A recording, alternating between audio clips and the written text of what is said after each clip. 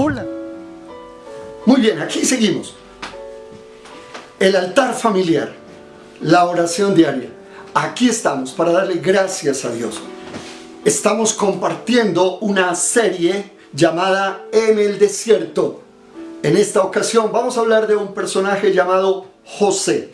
Entonces, para ello utilizaremos la Biblia en el libro de Génesis, el capítulo 37, como lo acababa de mencionar. ¿Qué le parece si oramos y pedimos la bendición de Dios? Padre, en esta hora te agradezco por la bendición, por la alegría de conectarnos. Gracias, Señor, por esta oportunidad que nos das de vincularnos a través de esta conexión virtual. Señor, en el nombre de Jesús, nos acercamos ante ti, te pedimos tu dirección. Permite que al reflexionar en esta palabra tuya produzca en nosotros bendición, transformación, reflexión y sobre todo, Señor, que esta palabra produzca en nosotros el efecto para el cual tú la envías. Gracias por esta conexión, permite que sea repotencializada y a pesar de la alta demanda que por estos días tienen estas redes, Señor, que esta conexión pueda llegar y cumplir el propósito para el cual es preparada y es enviada. En el nombre de Jesús, amén y amén. Gloria a Dios. Muy bien, mis queridos hermanos, mis queridos oyentes, mis queridos televidentes. Vamos a leer libro de Génesis, el capítulo 37. Ahora, voy a leer el versículo 28. Dice la palabra: y cuando pasaban los madianitas, mercaderes, sacaron ellos a José de la cisterna y le trajeron arriba. Y le vendieron a los ismaelitas por 20 piezas de plata y lo llevaron a José a Egipto. Creo que en muchas ocasiones hemos estado conociendo la historia de José. En esta serie de El Desierto, recuerdo que quiero recordarles que cuando hablamos del desierto en simbología bíblica, en hermenéutica bíblica, recuerde usted que el desierto representa las pruebas. Es decir, especialmente las narraciones del Antiguo Testamento, cuando usted y yo como cristianos, no somos judíos, somos cristianos, cuando leemos estos apartados, estas historias, estas biografías, pues lo que hacemos es una transpolación de la historia para sacar alguna aplicación espiritual que alimente nuestra vida de fe cristiana. Es el caso de las palabras, es el caso de los números, es el caso de las biografías que en un apartado hermenéutico se llama tipología. Y la tipología lo que nos enseña es que un personaje representa a otro, una acción representa otra, unas palabras representan otras. En este caso, cuando hablamos del desierto, entonces hablamos de las pruebas. Ahora, he dicho en oraciones anteriores que en el desierto hay un ciclo, y este ciclo es 4 partes. La primera, cuando una persona entra al desierto, entonces viene la soberbia, el orgullo, diciendo: esto yo no me lo merezco, ¿por qué estoy aquí? Dios no me ama, Dios se olvidó de mí. Pero en la medida en que se adentra al desierto, viene después un clamor: Dios, ten misericordia. Y luego después viene una reflexión: ¿qué tengo que aprender? Y por último es pedir a Dios el milagro para terminar este desierto. En este ciclo están todos los personajes que hemos mencionado. Y en esta ocasión, cuando hablamos de que el personaje entra al desierto, es decir, entra a un proceso de prueba, donde se aprende, donde se sufre, donde se pasa crisis, donde se pasa tribulación, pero también es muy importante recordar que las personas después del desierto hacen su más grande obra.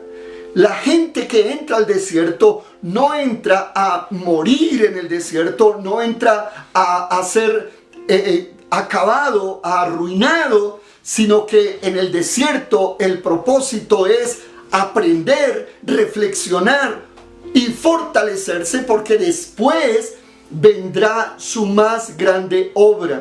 Es solo después del desierto que Israel pudo conquistar la tierra prometida. Es solo después del desierto que Elías fue a hacer trabajo nacional, internacional, sacerdotal y ministerial. Es solo después del desierto que la esposa de Oseas viene a tener este encuentro real y personal con su esposo en la representación Dios y pueblo. Es solo después del desierto que Pablo recibió esta gran doctrina de la palabra, de la cual usted y yo creemos y nos sostenemos, y él después del desierto hace sus viajes misioneros que dan como resultado que hoy usted y yo conozcamos de su palabra. Es solo después del desierto. Y lo que tenemos aquí hoy, en esta ocasión, es la historia de José. La mayoría de nosotros conocemos esta historia. José. Tenemos a un hombre que se ha casado o que ha tenido 4 esposas, y cada una de estas esposas tiene hijos. Ahora, el problema es que de cada una de estas esposas que tiene hijos que a su vez estos hijos son primogénitos. Entonces la lucha es: ¿quién va a ser el primogénito de toda esta camada de 11 hijos si de las 4 esposas ha tenido hijos? Entonces cada uno de estos primogénitos de sus 4 esposas van a abrogarse el derecho de ser el primogénito. Llámese Rubén, o llámese Dan, o llámese en este caso José o Judá. Pero ¿cuál es la dinámica aquí? La dinámica es que José es el primogénito de la 4ª esposa. Y en este caso entonces Jacob ama profundamente a José. Y como muestra de ese amor y como muestra de que a José le da la autoridad de ser el primogénito, aunque hay otros hermanos de él que son mayores en edad, como muestra de esto, entonces le hace una túnica larga, una túnica de colores larga, que algunos historiadores han dicho que sus mangas cubrían incluso las manos y los pies por debajo de las sandalias, lo cual indica una muestra de autoridad. Recuerde, él es menor en edad que sus hermanos, pero esta muestra de autoridad le coloca sobre él que va a ser el primogénito. Por un lado eso, pero por otro lado, sumado a los sueños que regularmente José tiene, como los manojos de espigas, que se inclinan un grupo de manojos a otro grupo, al manojo de José, o el otro sueño en que las estrellas, aún el sol y la luna, se inclinaban hacia José, da a entender que o esta sumatoria de estas dos cosas, por un lado la túnica de colores que representan autoridad de superioridad sobre los hermanos, y por otro lado los sueños, pues fue un caldo de cultivo para que los hermanos desarrollaran un gran enojo, un gran deseo de maldad, de rabia, tanto que hasta pensaron en matarlo. Ahora, la situación fue bastante compleja. José va a buscar a sus hermanos. Recuerden, ellos están en la zona de Canaán. Y luego vienen bajando un poco hasta Beerseba, hasta Dotán. Y ahí ocurre el incidente del capítulo 37 de Génesis. Los hermanos ven la ocasión de matar a José. Sin embargo, Rubén no permite que lo maten. Lo meten en un canal, en una cisterna, en un pozo. Afortunadamente el pozo de agua estaba seco y no se ahogó. Así es que está ahí José. Y cuando piensan qué vamos a hacer con él, aparece una caravana de comerciantes ismaelitas y deciden venderlo. Así es que está José, arriba está Canaán, donde está su padre, su casa, y abajo está Egipto. Más o menos en la mitad están estas personas en Dotán tratando de negociar. Bueno, no lo matan, pero lo venden. Y lo venden por 20 monedas de plata. Es interesante el dato de ser vendido por 20 monedas de plata. Recuerde una cosa.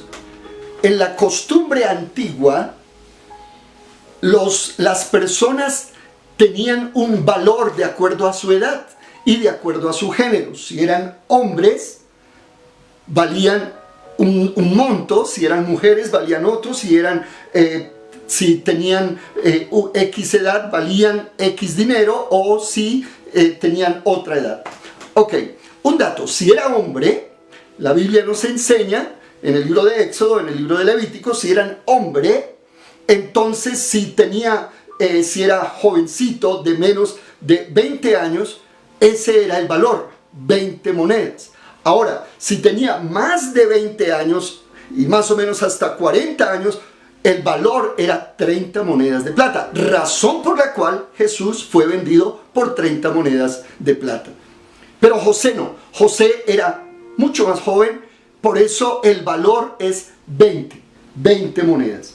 Y eso es lo que pagan por José. Ahora, el texto que he leído de Génesis capítulo 37 nos indica la posición geográfica. Repito, arriba está Canaán, ellos están en Dotán, y la ruta hacia el sur es Egipto. Pero están en una zona desértica, en un desierto. Ahora, yo quiero especular un poquito en el texto, porque el texto no nos da detalles.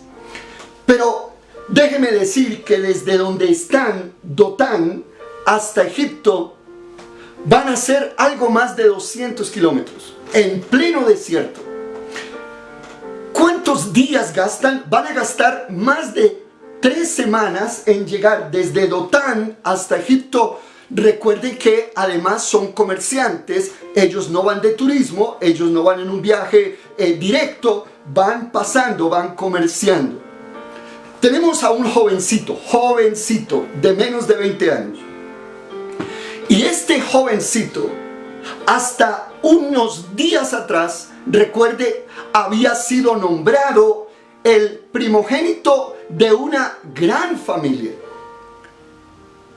Era el hijo preferido de su padre.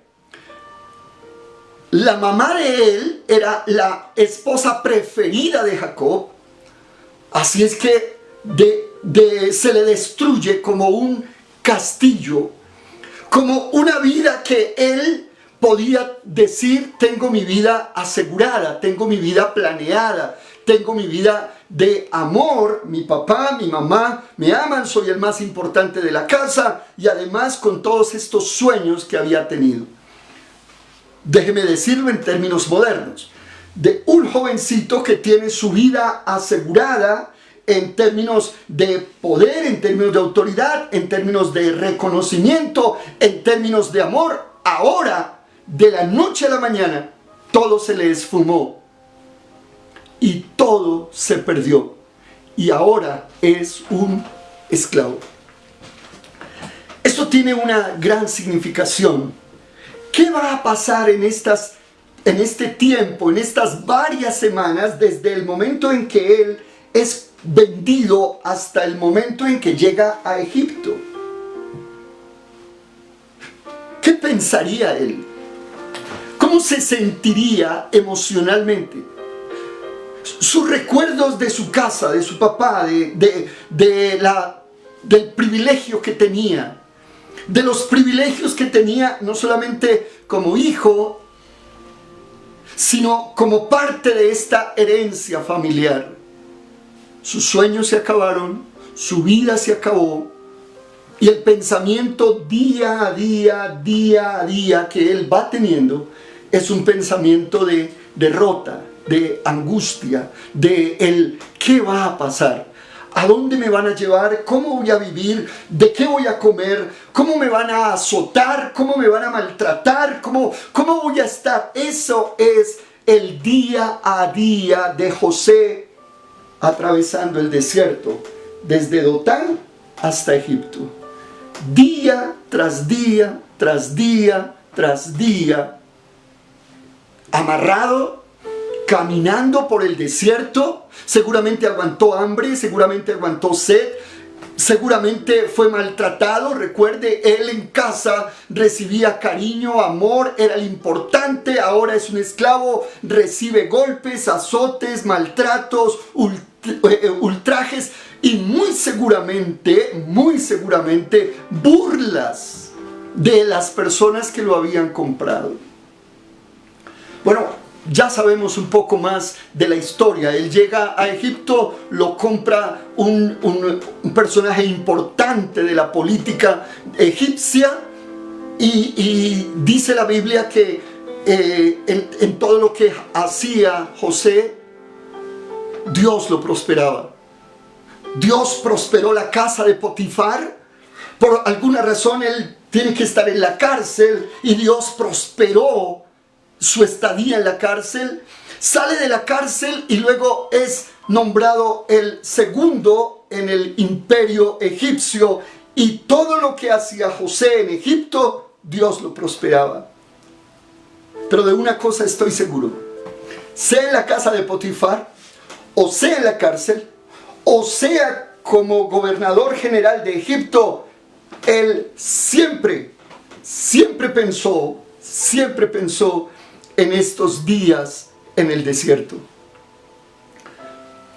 Necesitó madurar, necesitó aprender y recordar lo que él sabía de Jehová, de Yahvé, de Dios, las enseñanzas que sus padres le habían dado. Recuerde, él fue engendrado en un momento en que Jacob, su padre, tuvo que reflexionar sobre los errores de la vida. Y estoy seguro que Jacob le enseñó a amar a Dios. Pero cuando él estaba en sus años de adolescencia, seguramente no le dio importancia. ¿Y saben por qué? Porque incluso el papá le dice: pero aún su mamá y yo vamos a inclinarnos ante usted. Pareciera como si Jacob le está enseñando a su hijo la importancia de darle el primer lugar a Dios. ¿Qué oró José? ¿Qué recordó José en estas largas semanas entre Dotán y Egipto? En simbología bíblica, recuerden ustedes, en que Egipto representa al mundo. Es decir, José va atravesando el desierto, que representa pruebas, y entra al mundo, a la realidad. Salió de esa burbuja en la que estaba. En ese mundo de fantasía, al estilo de las películas de Disney. Allá, en ese mundo de fantasía, la historia de amor de los padres de José, de Jacob y su madre, él estaba, y la mamá de José, era un mundo de fantasía. Jacob, su padre, tuvo que trabajar 14 años para poder ganar a su esposa. Y después no podían concebir hijos. Y después fue un milagro de Dios, el nacimiento de José. Es el resultado de una intervención divina en el vientre de su mamá. Así de que la vida de José hasta ese momento era el cuento rosa. La película de Disney. El papá luchando por el amor de su amada. Su amada por fin, y después no pueden tener hijos, y después de muchas situaciones, él nace, él es el fruto de este amor que tanto sus padres esperaron. Pero el mundo de rosa se explotó, la burbuja se explotó. Este es el mundo real, y está caminando en el desierto, paso a paso, día tras día, noche tras noche. Seguramente noches de insomnio, mirando a las estrellas, así como su papá varias décadas atrás miraba a las estrellas, no tenía nada ni a nadie. Y en esos días, en esas semanas del desierto, entre Dotán y Egipto, José madura su fe. José se afirma en su fe. Razón por la cual no importa que ahora es un esclavo en la casa de Potifar, la Biblia dice que todo lo que hacía prosperaba. No importa que los años en la cárcel fue tan difícil, la Biblia dice que todo lo que hacía José en la cárcel, Jehová lo prosperaba, porque era el preso principal. Y cuando es gobernador, todo lo que hacía en Egipto, Jehová lo prosperaba. En el desierto aprendió fe, aprendió consagración, maduró, reflexionó, se apropió de las palabras de confianza en Jehová, se apropió de la seguridad en Jehová. Atravesar el desierto representa eso: maduración, reflexión, aprendizaje, porque vamos a salir de esto y no nos vamos a encontrar en la puerta de la casa, en la puerta de la empresa, en la puerta del almacén. No vamos a encontrar una bolsa de dinero esperándonos. No, vamos a encontrar que después de esta crisis vamos a tener que salir a esforzarnos, a trabajar ardua y penosamente. Por eso es que requerimos con urgencia de este tiempo en el desierto, de este tiempo de reflexión. Requerimos con urgencia sacar el mejor provecho, porque nos esperan días duros, nos esperan días difíciles, nos esperan largas jornadas de trabajo, nos esperan jornadas de trabajo tan extenuantes y la paga tal vez poca. Pero déjeme decir que eso es lo que representa la llegada de José a Egipto. A trabajar, a esforzarnos, a sacrificarnos, pero con la seguridad absoluta que Dios estará con nosotros en esos próximos días, en donde vamos a extrañar estos días que estamos en casa. Estos días que tenemos la oportunidad de leer más, de orar más, de afirmarnos más, de consagrarnos más. En las próximas semanas vamos a extrañar este tiempo. Por eso aproveche. La Biblia dice que cuando José llegó a Egipto, Dios guió los pasos. Y no llegó a la casa de cualquier persona, lo llevó a la casa del hombre que tenía toda la confianza del gran faraón. ¿A dónde nos va a guiar Dios cuando salgamos? ¿Cuáles contratos nos estarán esperando? No lo sé. Queridos microempresarios, queridos negociantes, ¿cuáles negocios nos estarán esperando? No lo sé. Queridos hermanos que por diversas razones seguramente perdieron su trabajo, ¿cuál va a ser la empresa que nos estará esperando? No lo sé. ¿Cuál va a ser el tiempo de bienestar que nos está esperando después del desierto? No lo sé, pero de una cosa estoy seguro, que Dios, mientras estamos en el desierto, Dios a futuro está preparando lo que es mejor para sus hijos. Aprovechemos, aprendamos las lecciones del desierto, de reflexión, de acomodación, de maduración, de consagración, de experimentar una fe renovada en el Señor.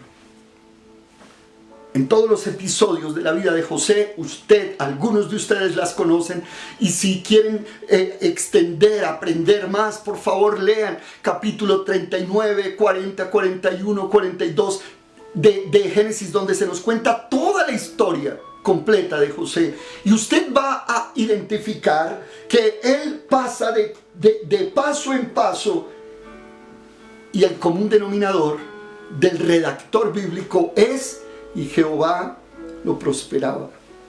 Porque después del desierto, siempre después del desierto, vienen las grandes gestas que harán construir la historia de vida que cada persona estamos construyendo. Amén. Vamos a orar. Vamos a orar. Quizás como José, usted venía en una carrera desbocada, creyéndose lo mejor de lo mejor, y de un día para otro las cosas se nos acaban. Se nos cierra esta puerta, y ahora estamos expectantes, con un nerviosismo que casi no lo decimos, no lo expresamos, pero internamente sintiendo este nerviosismo. ¿Qué va a pasar? Ahora yo quiero animarles. Vamos a decir al Señor, vamos a abrir nuestra mente. Dios, ¿qué me quieres enseñar? Señor, ¿qué tengo que reflexionar? Señor, ¿qué tengo que aprender? Señor, ¿qué tengo que cambiar? Señor, ¿en qué áreas me tengo que fortalecer y preparar? Como el director técnico de un deportista, cuando identifica las falencias, y cuando el entrenador identifica las falencias, hace y exige al deportista trabajar en esa área específica. O como cuando usted desarrolla un trabajo y su jefe le dice: usted es bueno para esto, pero es débil en esto, tiene que fortalecerse a sí mismo en la vida. Señor, ayúdanos a identificar cuáles son las áreas en las que tengo que fortalecerme. Estoy seguro que José tuvo que trabajar en humildad, en sencillez, en colaboración, en entrega. Recuerde, él era el niño bonito de su casa. Ya después las cosas cambiaron, pero aprendió en el desierto. Cada vez que pienso en esto, ¿qué pasaría con José en estas semanas del camino que lo condujo a Egipto? Y yo estoy seguro que él aprovechó ese tiempo para fortalecer su fe. Vamos a orar. Yo quiero pedirle que le digamos al Señor: Señor, fortalécenos. Vamos en el nombre de Jesús. Prepárese y oremos juntos. Señor, en el nombre de Jesús, te agradezco por la bendición de poder reunirnos a través de estas conexiones virtuales. Te agradezco por darnos la oportunidad de afirmar nuestra fe. Estamos en un desierto y cada uno de nosotros hemos tenido que adaptarnos y afrontarlo de una manera particular. Dios, en el nombre de Jesús, queremos con humildad de corazón pedirte que nos ayudes a identificar cuáles son esas áreas que tenemos que fortalecer, en qué áreas tenemos que trabajar, ¿En qué áreas de nuestra personalidad, de nuestro carácter, de nuestras relaciones, de nuestra devoción, en qué áreas tenemos que fortalecer y trabajar? Ayúdanos a corregirnos, a doblegarnos, a identificar que nosotros no somos infalibles, que no somos personas que nada nos puede tocar, que somos tan débiles, que somos tan frágiles. Quita de nosotros, Señor, esa altivez, esta soberbia.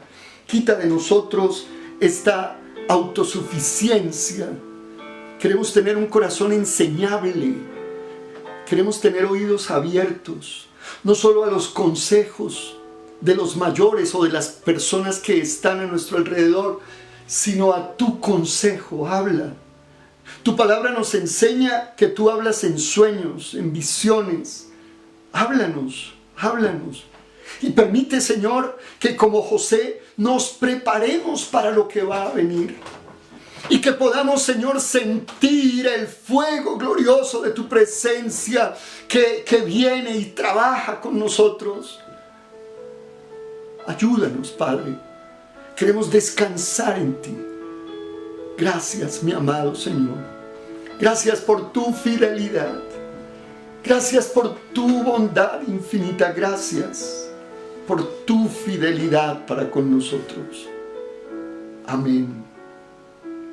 Amén. Amén. Amén. Queridos hermanos, gracias por conectarse con nosotros. Somos la iglesia Dulce Refugio en Casa y esta transmisión es hecha en el marco de la cuarentena por el problema de salud pública que hay con motivo de la pandemia del coronavirus.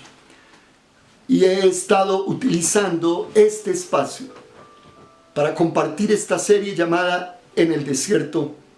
Hoy hemos hablado de José. Quiero invitarle para que vea las transmisiones